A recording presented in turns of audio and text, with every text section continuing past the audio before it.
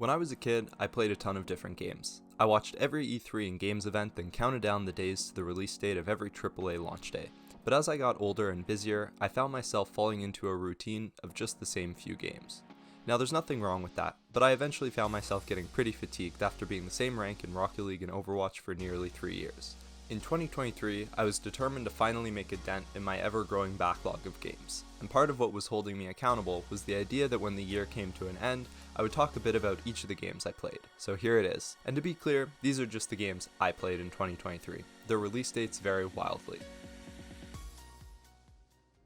Dead Cells is a pixel art roguelike side-scroller action game that is as flashy as it is fun. First, let's talk about the combat.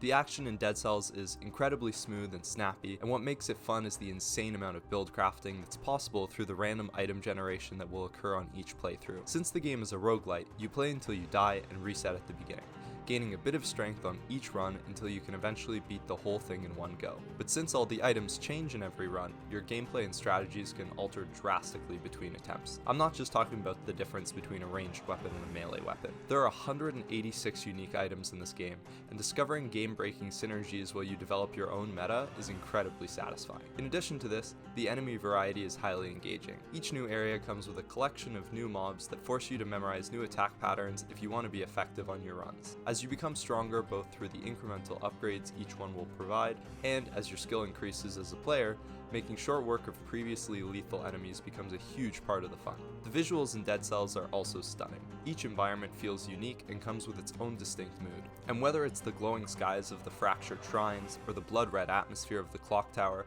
the backdrops consistently create wallpaper-worthy moments. If I had to say one point in Dead Cells I would have wanted a bit more from, it's the narrative side. I think this is also entirely up to preference, as if you're a fan of more ambiguous lore-type storytelling, I think you'll be totally fine with the experience of this game. But for me, I would have appreciated a few more explicit nods towards what was going on. But again, this is a minor point, and I still had a vague gesture of what I was progressing through. Dead Cells is an absolute masterclass within its genre, and I'm giving it an S. Firewatch is a stylized story game where you play as a park ranger in a national forest. Now, compared to Dead Cells, these are about as different as two games can be. If you're watching this video looking for recommendations and care about gameplay, feel free to skip this game. However, if you care at all about story games, this is a fantastic interactive narrative experience. I think it's best that people experience games like these with as little knowledge as possible going into it, so I'll keep things vague and brief. The cast of characters is very small, and this lends to making for a really unique and intimate storytelling style that feels highly conversational and natural in a way that I think would be hard for other mediums to convey. The pacing of the game is very strong, and the building of tension is highly effective. The soundtrack is also masterfully used to set the tone and allow you to feel relaxed or unnerved as the tone shifts. Now, even if you haven't played the game, there's a good chance you've seen Firewatch wallpapers, and that's for good reason. The art in this game is beautiful, the use of color was jaw-dropping, and I want to talk a bit about how effectively they incorporated variety into the environments. You play in a fairly confined play space at a slow walking speed compared to other first-person games. The setting is a national park, so obviously they had to condense that feeling into a smaller package, and it works really well. There are distinct biomes, and throughout the game, even towards the end, you are wandering through new types of foliage, rock structures, and bodies of water. You also get to see the environment in different states of time and weather, like a foggy morning or a dark sunset, which help from letting the environment get stale as you retread familiar ground. I'm conflicted on what to give Firewatch as a final score because I believe it perfectly achieved what it set out to do, and I also think within the genre of a narrative walking sim, you can't ask for much more. However, simply because of my own fun factor, I can't play several of these types of games in a row without feeling a strong pull back to more gameplay-oriented experiences. Because of that, I'll leave it at a strong B. Valheim is a survival action game where you play as a Viking with your friends. This game is overflowing with love and detail that all service your experience of a Viking adventure, making it incredibly immersive. From the outset, this game is unforgivingly punishing, and even the weakest enemy can prove to be deadly if you slip up. Hell, even the trees in this game will kill you if you're not careful. Another aspect that reinforces this grounded survival feeling is the building. Creating a perfect base requires not only time spent farming for the necessary resources, but also careful consideration of the physics to make sure it doesn't cave into itself. Decorations in your home will boost restfulness, and security measures can help create a defensive position against waves of enemies. Smoke will fill your house if you're not careful with your ventilation when you cook, and it's all the details like this that make for such a uniquely authentic experience. However, for the most part, the game effectively stays in the sweet spot before teetering to the point of frustration. The progression in Valheim also leads to a highly addictive gameplay loop, where you are managing farming, exploration, mining, combat, building, and foraging, which all nicely have interwoven progression. Each new age of equipment was always an exciting moment with my friends as we went out to get revenge on large creatures with our new set of armor that was a product of hours of labor, mining, and smithing. Eventually my group fell victim to a loss so devastating we ended our run after about 60 hours, but I thoroughly enjoyed every moment leading up to it, and with the new updates they are continuing to add, I hope one day we'll return to it in the future, and I'm giving Valheim an S. Core Keeper is a pixel art survival RPG that falls well into the genres of games I should definitely stop buying if I care about paying attention to other aspects of my life. To pitch to others, I would say Core Keeper is what would happen if all of Stardew Valley took place within the mines. But it's so much more than that. The main appeal to me with this game is the progression and exploration. It had a unique map design where you start in the center of a circular map, and rings progressively become more challenging as you venture further from your spawn. The different zones all have their own fresh art and designs with a new batch of enemies to fight. The combat does not have an incredible amount of depth, but it always felt fun to craft or find new weapons. There was still a decent amount of strategy into making a good build from a combination of the perks on your armor and accessories, then farming enough food to make powerful potions. Every time I approached a boss after stacking all my best perks, it was satisfying to take them out quickly. The power scaling in this game and the drip feed of upgrades is really what made it so addicting for me. Bosses that felt insurmountable later became killable in under 10 seconds. Even aspects like mining start with you taking multiple hits to clear dirt and progress to smashing out large chunks of rock on every click. Exploration is really rewarding as you uncover more and more of your procedurally generated map. You never know when you'll stumble onto a boss room, hidden chest, or entirely new area with minerals you need for your next set of armor. Core Keeper is a hard game to judge because I don't think it does too much that's incredibly unique, and there isn't anything that screams masterpiece to me. However, every single thing it does is done really well, and the game is fun, so I'm giving it a strong B. Factorio is a factory building action strategy game that gives you the simple task to build a rocket.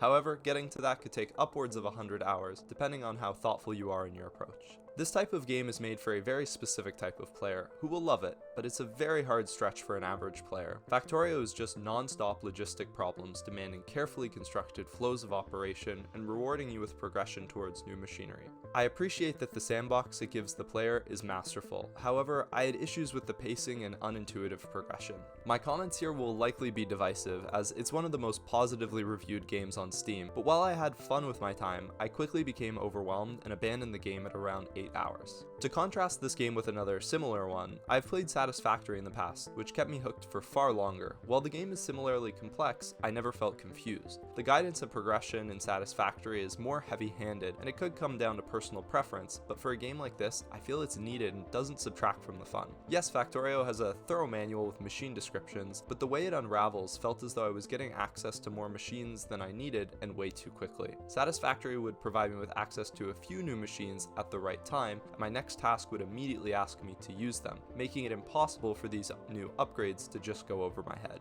I felt in Factorio I was unlocking dozens of machines that I didn't need, so I would hold back from using them and still progressing until I hit a point of no return where I needed to use 25 of them in combination and didn't want to stop to just read manual descriptions for the next hour. And that was when I simply stopped playing. However, clearly this game is adored by many, and the depth of the systems cannot be ignored. If you're the type of player willing to dive into that manual, read those machine descriptions, get involved with the community, watch some tutorials, I think you'll love it. I really don't think I played enough to judge it accurately, so I'm just gonna put it in the didn't finish category.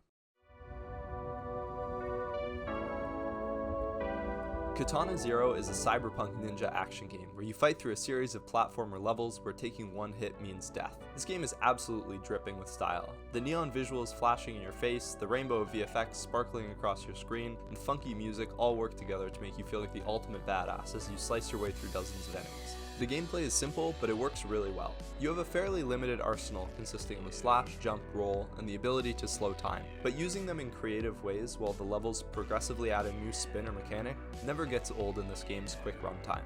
As I mentioned earlier, a single hit causes you to restart the level, which means perfection is needed to progress, and that makes each level feel like a game within the game, and clearing it feels great. Based at what I had seen going into the game, I was expecting it to be fun, but one thing that pleasantly surprised me was the writing. There were some genuinely funny quips, heartfelt moments, and an overall really cool story with twists along the way. I won't spoil anything, of course, but the way it gets told is also a bit meta, and the game mechanics itself tie into it in a way that I found really creative. Katana Zero clocks in at just under 5 hours, and for such a short runtime, it packs in a lot of pure fun and swagger. It's not an overly ambitious game, but it excels at everything it aims for, and earns a light A from me. Death's Door is an action-adventure RPG, where you play as a crow who reaps souls and gets sent on an unexpected journey.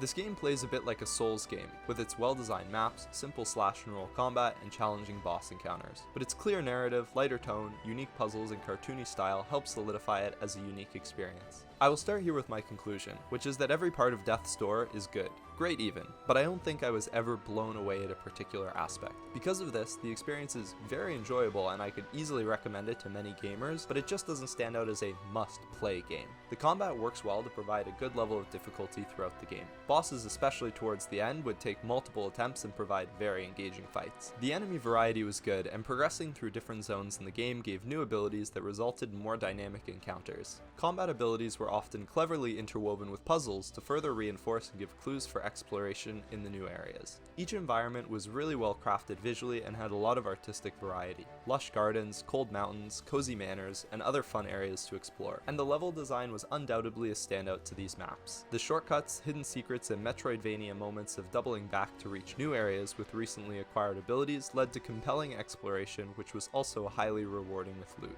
However, maybe this is a skill issue, but in some areas later in the game I definitely struggled with navigation and felt maybe the scope was a bit too wide to keep track of where to go without any mapping system. But I think my favorite part of each area was the new puzzles that came along with it. The creativity and care was really apparent, as each new mechanic was satisfying and clever. The narrative component in Death's Door was also quite thoughtful and unravels the story with touching themes of mortality and interesting world lore. In conclusion, I give Death's Door a strong B, as it does everything well, but didn't excel in any single aspect. To the Moon is a story-driven pixel art game that really blew me away. With other games where the enjoyment mostly comes from the gameplay, describing it doesn't really ruin it, I find. However, in the case of games where the entire point is the story, I want to be really careful with not giving away too much. This game has virtually no gameplay, and is very much a walking sim with some clicking. The art is charming and serviceable, but also not a highlight. The story, however, is one of the greatest narratives I've experienced across any medium. In general, one of my favorite and most engaging types of stories is one that can effectively combine a high concept idea with a really grounded and human message. To give you a better idea so you can gauge whether your tastes may align with mine, some of my favorite examples of this are Arrival, Interstellar, Everything Everywhere All at Once, which all center around a gripping sci-fi call to adventure, which delivers you a very emotional and relatable human story. To the Moon does this as well and lands perfectly on both points. In addition to the narrative, the structure of the plot is cleverly unfolded in a way that is constantly recontextualizing previously conveyed information, which leads to many very satisfying aha moments of realization. And throughout the journey, the writing for moment-to-moment character dialogue is sharp, natural, and surprisingly funny. The last thing I will touch on is the soundtrack, which is really beautiful. Listening to it even months later brings back strong emotions connected to the feelings invoked while I heard these songs play for the first time in game. To the Moon is a tricky game to judge, because as much praise as I gave to it, in general I still find myself coming back to games that are more centered on gameplay than purely narrative. However, because of how unique an experience this was for me, and how amazing it is within the genre, I would still be able to easily recommend this game to more casual players who don't usually engage in this sort of experience. And for that reason, I'm giving it an A. Stalker: Shadow of Chernobyl is a first-person, open-world, post-apocalyptic game from 2007. This is the first time so far I've mentioned the release date for a game on this list, because I think it's worth noting that this game is definitely rough around the edges. But if you're willing to extend charitability to some aspects due to the time they were released, I think there's a lot to enjoy here. First, I want to talk about the gameplay, which is all over the place with the highs and lows. I'm sure the intention for this game was to make a challenging survival style of gameplay, and it works really well in that regard. The game is damn hard, and you actually have to be very tactical in your approaches to the levels. Any single enemy can creep behind you and blast you away if you slip up on your positioning. This isn't a rare occurrence either, as the AI movement is surprisingly clever at times. There are also a fair amount of creatures who pose a uniquely terrifying threat and often lead to very memorable first encounters where I had to overcome my fear and perfect my gameplay to come out alive. And all the while looming over your head during these combat encounters is the crushingly unforgiving resource economy that has you checking every corner for even 2 shells of ammo like your life depends on it. Because it does. Another fun aspect of the gunplay was the progression and weapon quality. Early guns feel clunky and unreliable, while later game guns feel advanced and smooth. However, part of my negative feedback to this game, although maybe by design, is that the early game gunplay felt punishing to the point of frustration. I was often unsure if I had even landed a shot, despite my crosshair being square on an enemy since the range and accuracy were so horrible. In addition to this, guns will jam up, which also brings another small annoyance. It felt like I was really fighting my own tools to get through fights. This gripe may be due to a lack of experience within the genre though, so if the realism sounds fun to you, it may well be. One strong standout aspect, and perhaps the best part, was the atmosphere of the world. While there are definitely some sections that fall victim to aging, like the low resolution textures or blockier geometry, on the whole, what they did with the environment works so well. In outdoor sections, the hazy sky and dead foliage set the tone for a desolate land overcome by radiation. The indoor levels featured dimly lit buildings absolutely dripping with rust and overflowing with debris. There was a strong variety to the environments, and the use of weather over the duration of the game to build tension was really great. The story in Stalker, for me, was unfortunately one of the lower points of the game. Maybe I wasn't paying quite enough attention, but it seemed a bit convoluted, and even though I only played it a few months ago, I'm struggling to remember many narrative points in great detail. There weren't any strong standout characters either, and much of what I remember through the game is more an escalating intensity of action set-piece moments. Although in general, I did find the setting of the game to be interesting and still have moments of intriguing and unnerving lore. I want to caveat this section by saying that based on what I've read, it seems like a lot of people did enjoy the story, so it could still be worth giving it a shot yourself. I've been dreading this section, but I have to talk about the bugs. I was recommended to try this game by a friend, and before even starting to play, he insisted I download a full community mod pack filled to the brim with bug fixes and optimizations, because it's absolutely necessary to have a relatively smooth time playing Stalker. And even with that, on my first playthrough about an hour in, I messed with a setting that put my game into a glitch state where I can no longer launch it. I had to uninstall, reinstall the game and mod, and then start playing again. I was successful, but this was definitely a jarring experience that I would hope to not see in modern games. In the end, I would say it's definitely difficult to recommend Stalker to an average gamer, but for someone who really appreciates games and likes to do the occasional deep dive into some significant entries from prior decades, I would say you're in for a great time. So in the end, I'm giving Stalker Shadow of Chernobyl a B.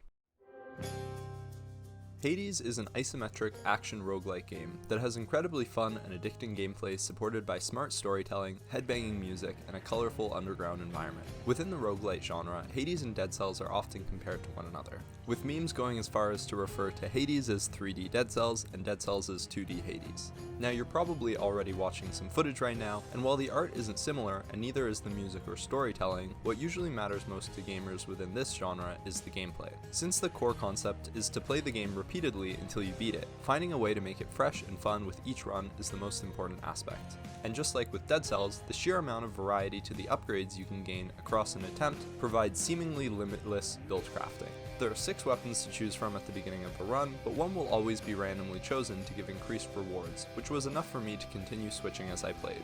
They each have a handful of mods to unlock, which change their strength and playstyle as well. From there, each completed stage gives you a choice between a few upgrades that will progressively stack and increase your power throughout the run. The progression of struggling against a boss to wiping the floor with them never gets old, and the incremental upgrades help to make it feel well earned. The powers you get are flashy and force you to adapt your gameplay to make the most of it, while also reinforcing lore along the way. The run length feels great and usually takes between 20 to 45 minutes depending on how far you get and how fast you are. This makes it deviously easy to convince yourself you always have time for one more run. If I had one critique to the combat, it would be that I would sometimes find myself stumbling into builds that were very spammy and a bit too low skill for my taste. I would simply have to mash dodge, and my dodge dealt damage, deflected damage, dropped a bomb, etc., and it seemed like my spacebar was begging for me to stop as I flew through each room with nearly no resistance. The story in Hades is such a strong selling point that it definitely played a big role in why this game gathered such widespread attention and praise. Firstly, it fits so seamlessly into the gameplay loop.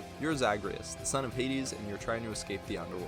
When you die, well, you're already in hell, so you can try again. And on each run, you slowly uncover more of the motivations of why you want to leave, the inner workings of the underworld, and the different character relations. The character designs are fantastic, and the voice acting can be very dramatic or deeply sarcastic depending on the moment, but it always feels authentic. The environment in Hades takes you through 4 main play areas, each with strongly unique style, color palette, and enemies. Getting to a new one for the first time was always a standout moment for me. Hades just does so much well, so for me, it's an easy S. Blasphemous is a pixel art Metroidvania Souls-like that can be soul-crushingly difficult, but its beautifully unique art and memorable boss fights make it worth the pain. Blasphemous is one of the most challenging games I've ever played, and I'd be lying if I told you the thought didn't cross my mind to drop it in the first few hours, but I was happy I stuck with it. The combat demands you to be nearly flawless, as even run-of-the-mill enemies can easily become deadly if you become overwhelmed. The fighting is simple to start, but lets you progressively unlock a few new moves to your arsenal. It never becomes incredibly complex, but the basic kit of attack and dodge never felt stale to me, and allowed me to focus on learning enemy patterns and doing what I could to stay alive. The finisher animations, like so much in this game, are absolutely oozing with style. Witnessing every new gory execution was a satisfying moment that always left me thinking, now that's cool. Throughout the game, there is also a good enemy variety, and rarely will it be the case that you can blindly rush in, as each new foe will require some tactical thinking and timing to your approach, which results in very thoughtful and satisfying gameplay. The highlight to me, though, are the 10 plus bosses in this game, which each pose a unique challenge to overcome. Of these, only one sticks out as being exceptionally annoying, but for the most part, they felt fair despite their strong difficulty. The map in Blasphemous was also surprisingly huge and intricate, making full use of the Metroidvania tropes, forcing you to double back with new abilities to find new areas and gather new loot. Now, I haven't played a ton of this style of game, so I don't know exactly if this is a criticism of the genre that many people will be happy to overlook, or if it's a weak point for the game itself, but I found that the waypoints were a bit too sparse and potential ways forward a bit too hard to find. Even if it's by design, it led to some play sessions where I would spend over 30 minutes stumped on where to go next, simply retracing my steps hoping to find a way forward. Now, I always would eventually find a way, but sometimes having to walk 3 minutes to the nearest fast travel, then 3 minutes from that one, just to get where I wanted, could quickly eat at my time if repeated in succession. This definitely caused some frustration for me and killed my momentum compared to more linear game experiences. The art in Blasphemous is one of the most striking and beautiful games I have played. The world is crumbling with old religious structures rich with ornate detail. The environments have twisting dead trees, rotting corpses, and scurrying rats. It's a joy to take it all in, and the cohesive grim tone across every area is impressively conveyed. I also want to briefly touch on the narrative, and in that aspect, it's similar to Dark Souls as well. It's quite vague, lots of symbolic gesturing and metaphorical speaking, but within the setting, it actually works super well. I'm sure if I were to dig deep, there may be some slightly more concrete story to digest, but I was happy with the surrounding lore and ambience it provided.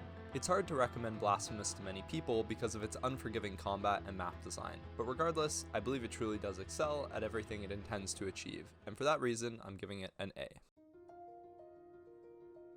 Hollow Knight is another Metroidvania Souls-like platformer which is absolutely masterful in so many aspects. Whereas the combat in Blasphemous felt gritty and heavy, Hollow Knight is quick, light, and fluid, which works perfectly in this game. The different movement abilities you unlock over the course of the game also serve as a fun and significant power increase to your defensive kit. Naturally, in addition to this, every new trick sends you eagerly scouring back through the earlier zones to see what new ledges you can reach and areas you can break into. This game is massive, and the sprawling map felt never-ending with new environments to explore and bosses to conquer. The art is rich with details amongst its hand-drawn style, and the natural lighting was a standout highlight to me. Since so much of the game takes place underground or in dimly lit locations, you often find the source of light to come from creative sources like glowing pink crystals, neon butterflies, poison, jellyfish, and so on. And the frequency of tight, cramped quarters made the reveals of large structures looming in the background all the more impactful while they're on the screen. But to me, the highlight of this game is the boss fights. With 47 different bosses to challenge in Hollow Knight, there is just so much fun to be had. The sheer creativity and game design to go into making a full unique moveset for each encounter is impressive and refreshing. Slowly adapting to a new pattern with each boss fight never got old and always resulted in satisfying moments. It's important to mention that the majority of these are optional but are heavily rewarded, and this meshes super nicely with the Metroidvania style of allowing you to take on enemies probably a bit earlier than you should if you're brave enough. I want to mention again how great it feels to just fight and deal damage in this game. Every time you make contact, you get a strong feedback of a crunchy hit marker and a flash of light sparking from your needle that you use as a weapon. And lastly, I want to touch on the sound in the game, which again excels. The music ranges from tones of a grand adventure to atmospheric and unsettling. The tense moments are heightened through frantic instrumentation, and quiet, desolate moments are filled with somber music or even just ambient noise like the whistling wind or echoing footsteps. Hollow Knight is a definite masterpiece, and I don't have to hesitate to put it in the S tier. There are a lot of unique games on my list, but if I had to pick one that stands out the most, it's likely Iron Lung. Iron Lung is an atmospheric horror game in a submarine deep underwater. I really don't want to say too much because I think it's very easy to spoil much of the appeal to this game by oversharing the details. The game is only about an hour long, and usually under $10 with its frequent sales. The gameplay is super light and simple and just serves as a vehicle to prime you for certain moments to experience throughout the game. And that's really all it is, an experience of an exceptionally unnerving setting that does its elements of horror in a really effective and creative way. The atmospheric sound design of the water and the machines are really great. The art is simplistic and heavily stylized, but still feels cohesive and conveys the grim state of the ship that you're piloting. If this all sounds compelling to you, then I highly recommend you give it a try, because you'll probably enjoy this unique experience a lot. However, I also imagine a lot of people will pass. For my personal enjoyment, it's pretty hard to score, because while I do find the premise creative, the horror highly effective, and the surrounding art and sound design to work super well, the reality is that as a video game, I found the gameplay pretty tedious and boring. I know it's not the focus, and if anything, the monotonous repetition is meant to prime me for the exciting moments, but the majority of my time was simply not fun. Now, if this was the case for a 4-hour game, I would be much less forgiving, but since the experience is closer to an hour, I'm happy to mostly overlook that aspect. In the end, for me, I give Iron Lung a strong B. Slay the Spire is a roguelike strategy deck builder that caught me off guard with how fun and addicting it is. I haven't played many card-based games up to this point, but I saw great reviews and decided to give it a try for the sake of diversifying. At this point, you've heard me mention the word rogue a few times when describing game genres, and I would like to make an important distinction. There is some contention over the specifics of these terms, but to me, a roguelite means there is some sort of meta progression that makes you more powerful on each run. And by contrast, a roguelike means you are truly starting from zero each time with only your hopefully improved strategy and game knowledge being what carries you over. In theory, you can win your very first run in an hour, but this likely won't happen until you learn enough cards to get a good sense of what will be most effective towards creating a strong deck. And the fun lies in exactly that. Just like with other similar games on my list, each successful encounter rewards you with options for new cards, card upgrades, or relics which give you a perk. Across the 4 different classes in the game, there are over 350 cards, and learning synergies, then executing on them is immensely satisfying. Throughout a run, there are so many levels of strategy you have to keep in mind, and this creates a wide range for skill expression with your decision making.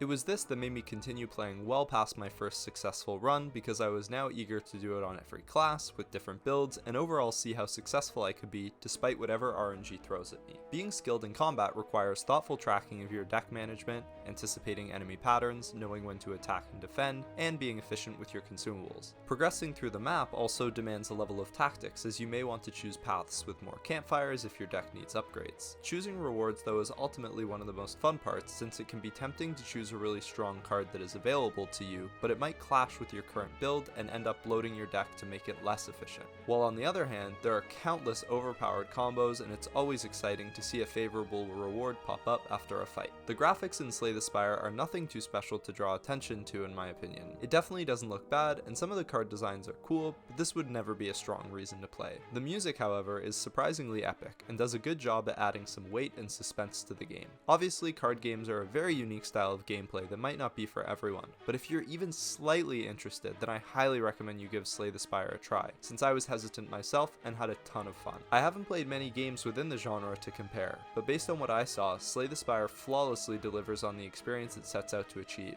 and gives a really dynamic and highly strategic game, so I'm giving it a strong A. The Stanley Parable is a comedic narrative walking sim that is short but very entertaining. I really like to err on the side of caution with spoilers for these games, because I think I can easily ruin some of the appeal for a player by over-describing what to expect. This game is only about 1 to 2 hours long, depending on how thoroughly you want to play through and see everything. It's exceptionally unique and delivers non-stop moments that are both funny and surprising. There is basically no gameplay other than walking, but the game is a platform to experience narrative humor. So yeah, I'll leave it at that, and if it sounds appealing, you'll probably enjoy it. It did a great job keeping me entertained, but the bit did get a bit old near the end of my time, and while it was funny, it was not necessarily very fun. But its short runtime works in its favor, and I'm gonna give it a strong B.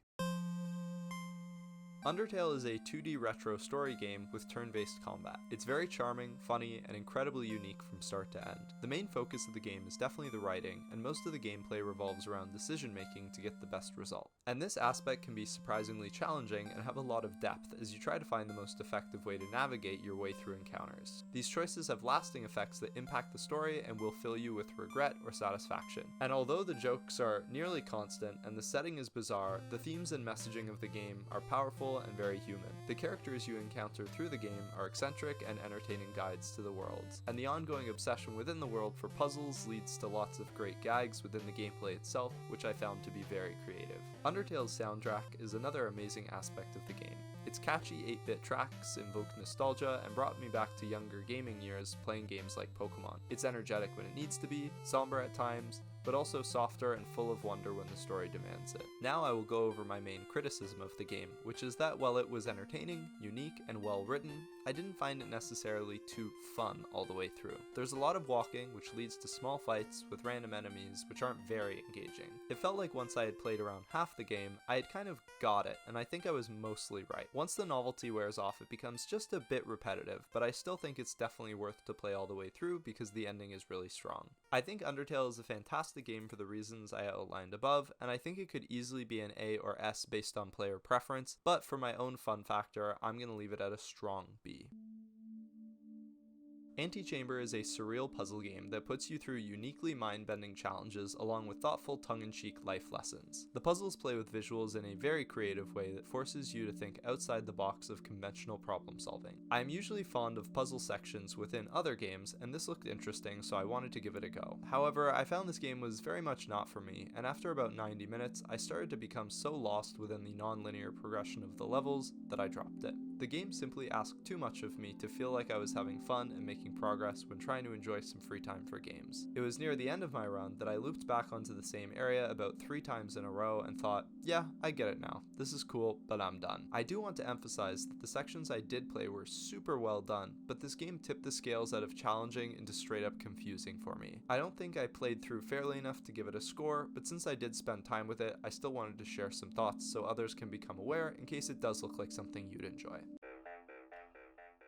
Deep Rock Galactic is a co-op looter shooter where you play as dwarves set out on a procedurally generated mining mission. It's a pretty simple and straightforward game, but the premise is a lot of fun. Each of the classes has a pretty unique kit of gadgets and abilities that feel impactful on the moment-to-moment gameplay. When I played the engineer, my friends would often ask me for a platform, and when our driller wasn't with us, mining felt noticeably more sluggish. Within each set of tools, there's a good sense of progression as you level up your miner to become more powerful. It didn't seem like there were huge leaps in damage, but there's just enough to make you feel like you're ready for the next big threat. Within your arsenal, there's also a decent amount of customization laid out so you can match your build to a preferred playstyle. There are lots of difficulty levels to choose from for each mission, and higher difficulties would result in greater rewards, which was a nice feature that always allowed my team to push ourselves to our limit and feel like it was worth our time. The challenge often felt really fun, and we rode right on the line of failure and success on several occasions. I only played the game for about 20 hours, and I know the game has a lot more content to offer, but within my experience, I would have appreciated a bit more enemy variety, and on top of that, some more distinct behaviors and weaknesses. It felt like a good chunk of the fighting in most missions was just mowing down hordes of spiders or spider-adjacent creatures. Some of the more unique threats really helped keep gameplay more dynamic, and a particular standout was an enemy that would grab one of the dwarves really quickly from range and you had to shoot them free before they were killed. Things like that, which demand immediate action and communication, helped to keep the intensity high during climactic engagements, and I wish there was more of it. The different mission types were cool and worked well enough to give some variety to what was still a fairly repetitive gameplay loop. The different environments also were effective at keeping things fresh. A highlight to me were the levels that ended with large boss fight encounters, and I wish that was a more frequent occurrence. In Deep Rock, the dwarf humor is never ending, and I was enjoying it every step of the way. From dumb rock puns to straight up loud burps, the stupidity and crassness made for a very entertaining backdrop to the missions. I thought this game was really fun, and if you have a group of friends who enjoy co-op games, then you're sure to have a good time with it as well. At the same time, there wasn't anything particularly mind-blowing about it, so I'm just gonna give it a solid B. Sea of Thieves is a multiplayer open-world pirate adventure game. I feel a bit guilty even talking about it since my friends and I only played for about 4 hours before giving up on it, but it really just didn't grab me. I think there is a lot going on that is very great, but a lack of clear direction for me as a player left me quite often confused at what I was working towards or why I should play again. Let's start with the good. This game looks really great. The stylized art is super appealing, the skies change through a series of dramatic weather states, and the ocean is absolutely stunning. The color alone is so rich and vibrant, with a constant seamless mix of white foam breaking around the incredibly detailed waves, bright marine colors around the edge, and deep dark blues tying it all together. Another strong point is the commitment to features for immersion and enhancing the pirate experience. There are a handful of fun emotes to cycle through, and when one of us would bust out an instrument to start playing some sea shanty, it never failed to entertain us. In addition to this, there was even a feature to vote one of your teammates into the brig, which was basically a timeout prison cell on the ship, which also had potential for some pretty funny moments. Okay, now on to the points which I found to be a bit weaker. This could be due to not paying enough attention during early game, but we literally never knew what we were supposed to do or why we were supposed to do it. When we would get online, we would always struggle for the first 10 minutes to even pick up or start a quest. After starting it, we would struggle for another 5 minutes to know where we were supposed to be going. It seemed our only hint was the shape of an island amongst a large map, and trying to locate it was certainly not a fun part of the experience. The moment-to-moment gameplay of sailing there was cool, as collaborating to navigate the ship was enjoyable, and the occasional surprise moments like large hostile water creatures made for exciting encounters. When we arrived at the desired island, we would often have a couple minutes of mediocre combat, and then it was time to locate the treasure. This was actually pretty neat, as you had to orient yourself based on the map and start digging, which always resulted in a satisfying clunk when you eventually found the chest, although it did get repetitive after a few adventures. The player interaction was fun when it happened, but not as frequent as I would have liked, and resulted in one frustrating situation. As my ship was pulling up to an island, we saw another crew doing the same. We quickly boarded their ship, took out their team, which was definitely fun, and then continued onto our island to finish the quest.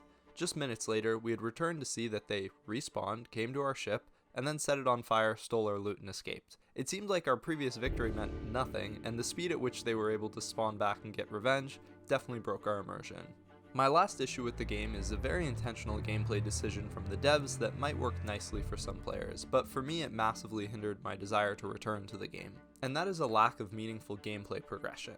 After returning to the hub town to finish our first successful voyage, we came to the realization we could essentially just buy cosmetics. Almost all the missions in the game are already available to us, and we are already as strong as we'll ever get in terms of equipment. Now clearly these rewards are enough to entice the more than 200,000 people who have left positive reviews on Steam, but for me, after a couple sessions I just thought, okay, I get it, that was fun, but I'm done. If this game had a series of missions escalating in difficulty and complexity with new interesting equipment to unlock, and a higher frequency of PvP engagements, I would have easily been hooked. But for me, the player fantasy of making my bad looking pirate into a cool looking pirate was simply not enough to keep me. On paper, I think Sea of Thieves does a lot of things well, and it does ultimately sell a fun pirate experience to play with friends. However, for my personal enjoyment, I'm left feeling a bit disappointed in the areas where it falls short, so I'm giving it a C. I doubt this game needs an introduction, but God of War Ragnarok is an action-adventure single-player story game that managed to somehow surpass the already incredible previous installment in the series from 2018. God of War Ragnarok doesn't necessarily do anything drastically innovative or groundbreaking, but every single aspect of the game is delivered with such a high level of polish that the end result is a fantastically cinematic and well-rounded experience, with some of the most widespread appeal of any game on my list this year. The combat at its core is a gory and satisfying system of learning enemy behaviors and carefully striking back with good timing. I played on medium and the challenge level felt great to me. I was always punished for sloppy gameplay but never frustrated by enemy mechanics. And all the way through to the end of the game, hitting finishing execution moves never got old once. One of my criticisms from the previous God of War game was the lack of variety for these execution animations, and this game absolutely stepped it up and was constantly shocking me with new levels of beautiful violence. In the beginning of the game, I was tempted to just spam dodge roll, but I quickly learned that it was necessary to use a combination of defensive tactics, and blocks or parries needed to be thrown in at the right time if I wanted to make it through harder encounters. There was a great variety of boss fights in the game, and every one of them made for a memorable and epic experience. I next want to highlight the depth to the weapon systems, which is one of the strongest points of the combat system. There are so many unique moves and combos across the multiple weapons you wield that learning your own style of play is a really engaging aspect of the gameplay. One aspect of the combat that I enjoyed but wished to see more of was playing on weaknesses to certain weapon types. This definitely happened throughout the game, but moments like these force you to stay sharp and keep the moment-to-moment gameplay super dynamic in case you stay on one weapon pattern for too long. Within God of War, there are also some light RPG elements, mostly available through the form of gear selection and upgrades. In the early game, I found this wasn't really needed too much, but as the game progressed, it added a nice layer of build crafting and another way to express your own playstyle. I went for a maximum cooldown build, which allowed me to use my runic abilities faster. I knew for this I was sacrificing potential vitality and strength, but to make it most effective, I was sure to cycle my weapons to use my runic abilities as often as possible. Of course, art style can be subject to preference, but in terms of graphical fidelity and art quality, God of War Ragnarok is easily in the top 2 best looking games I have played, with only The Last of Us 2 giving it some contention here. Every environment in this game is simply stunning, from the macro scale spanning vistas out into the horizon, to the little details like ice shards of frost that stick out from every clump of snow to break their silhouette. Walking through tall snow would put me in awe at the realism of the way it crumbled below my feet. Sliding over the ice had me noticing the deep cracks and reflections, making it feel so nicely settled in the world. And what's crazy to me is how this quality is maintained across such a wide variety of environments as you travel through the realms. As I mentioned earlier, I believe Last of Us 2 is an absolutely stunning game, but it's obviously set in the real world, and because of this, you experience different structures, but they're all made by humans in a post-apocalyptic Pacific Northwest setting. God of War gets to explore what royal elven structures might look like: dwarven mines, realms of fire, ice, and the dead. This keeps visual interest fresh and high throughout the course of the game, and leads to some of the most striking environments I've seen in games. The music in God of War is absolutely epic. The feeling you get is like this music doesn't even originate from Earth, and was rather a war ceremony for the gods. The songs are sung in Old Norse, which is an effectively dead language, so you don't even know what's being said, but damn does it make you feel the impact of the important moments. The pure dramatic and grandiose effects of the soundtrack cannot be overstated, and it's just another strong component that helps make the game feel so cinematic. Lastly, I'll touch on the story, and if you've been watching through from the beginning here, I might be starting to sound like a broken record. But once again, this game falls perfectly into my favorite narrative combination of high concept story with a very grounded and human core. God of War Ragnarok takes place 3 years after the previous, where Kratos and Atreus are expecting Ragnarok to be close on the horizon due to the events of the previous game. At the same time, Odin's presence is felt more than ever, and Atreus begins to investigate more about his past and what his future may hold. I'll keep it vague there as usual, but in terms of the plot, what really sticks out to me is the scale. The final conflict in the later parts of this game beautifully tied together so many moving parts that it almost feels like a crossover event. But at the same time, the whole game gives strong messaging around the themes of forgiveness, loss, secrets, parent-child relationships, and most importantly, learning to change oneself. This, at its core, is the heart of the game, and makes the big moments not just feel like mindless action, but emotionally satisfying as well. And Kratos just makes for such an enjoyable protagonist to embody. His voice acting is outstanding, and the accidental humor that occurs as a byproduct of his stoicism is highly effective. There is one critique I have to the story that I definitely felt throughout my playthrough, and that was the pacing. The main campaign is about 26 hours long, and I think they probably could have moved about 3 to 5 hours of that content into side quests to have a more concise experience. Every mission felt meaningful and enjoyable, but I was so invested in the main story that when tangential conflicts arose, settling them felt more like a distraction. At this point, you can probably guess, but I'm giving God of War Ragnarok an S.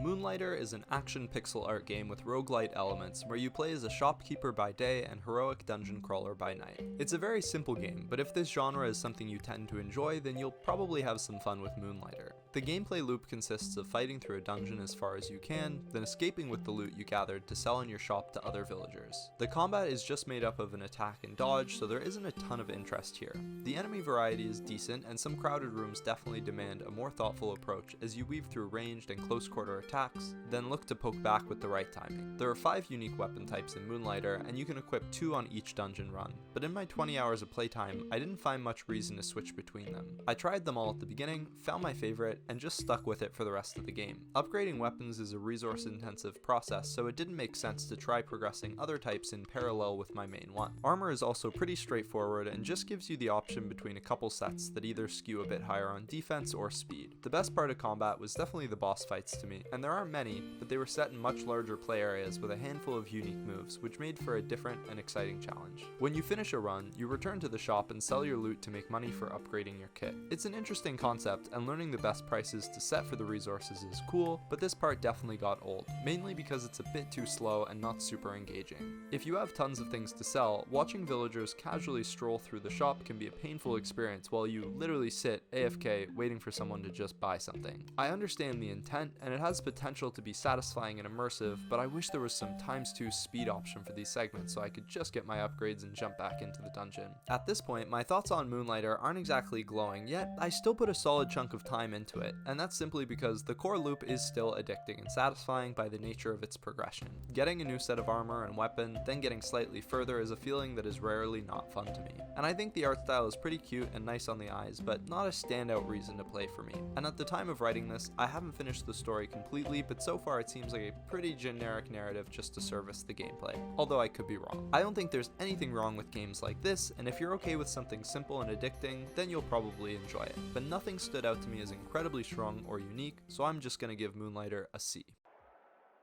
The Finals is a multiplayer first-person shooter game set in a game show with a nearly fully destructible environment. At the time of writing this, the game has only been out for just about 2 weeks, but I did play the beta as well a month ago, which was pretty similar to the release version. I'm saying this because, due to the nature of the genre, balance patches, level of play, and evolving metas, they all play a large role in the enjoyment of gameplay. So it could be the case that the thoughts I share here have become outdated, but regardless, here we go. The Finals is the most fun I've had with a new FPS game since Overwatch. It feels like a great mix-up of the best elements from games like Rainbow Six Siege, Battlefield, and Apex Legends. The player speed is quick and fluid with jump pads, zip lines, and generous mantles. A wide array of tactical equipment allows for creative attack plans or defensive strategies. And of course, the destruction brings a whole other layer to the combat, but also just pure fun. Watching a full building crumble or blowing up multiple floors to get to the objective is satisfying and entertaining every single time. The maps are also covered with canisters that can be used to set off fire, poison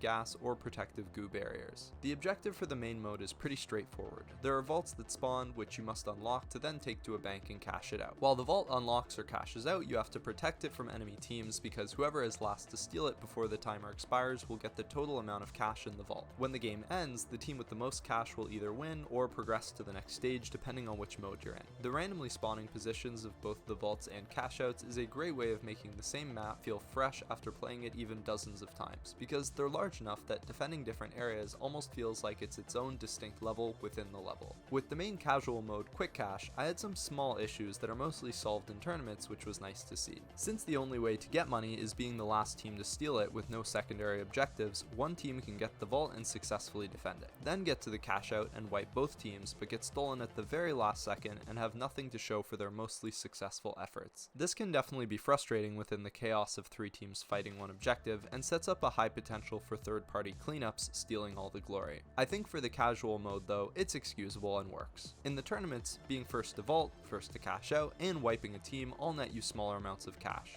And if you wipe, you lose a third of your total money up to that point. I think this is just enough to leave the core objective of the gameplay intact, but supplement that so the best teams will always win even if they lose one fight. In the finals, you play on a team of 3, and there are 3 classes to choose from, which are light, medium, and heavy. Each class has varying amounts of health as you would imagine, and almost fully unique sets of equipment to choose from, aside from a bit of overlap with things like secondary grenades. At the moment, there are definitely some loadouts that are more common and feel a bit too strong, but in general the game feels pretty well balanced and there's lots of viability to different equipment on each class. Planning out a synergistic loadout with your team and executing on it in-game is a great feeling as you settle into your roles. The one thing that sticks out to me as frustrating is the light class, which can go invisible. It's pretty hard to counter and not really fun to play against. Ranked play in the finals is also a pretty unique format that's lots of fun to play. You start in a lobby with 16 teams playing in 4 matches, and just the top 2 teams from each game progress. This happens over 3 knockout rounds until just 2 teams make it to a 1v1 showdown in the finals. It's a really entertaining experience and also makes for an efficient rank system, as you can gain massive amounts of fame points for placing first. I haven't played too much yet, and I'm still in bronze, so it seems like as long as I progress past the first round around half the time, I'll climb. But I'm curious to see how this continues into later ranks. One gripe I have is that I would really like to see the ranks of other players in the lobby. To me, in ranked play for video games, the more information and transparency is always better. At the moment, this game is a lot of fun, and I'm super curious to see how the devs plan to keep it fresh with new content as the new seasons progress. I would really like some more maps in the near future, but some other forms of content could also be nice. I like the idea of a new class, but I'm not sure how they would pull it off. For now, I'm giving the finals a solid A.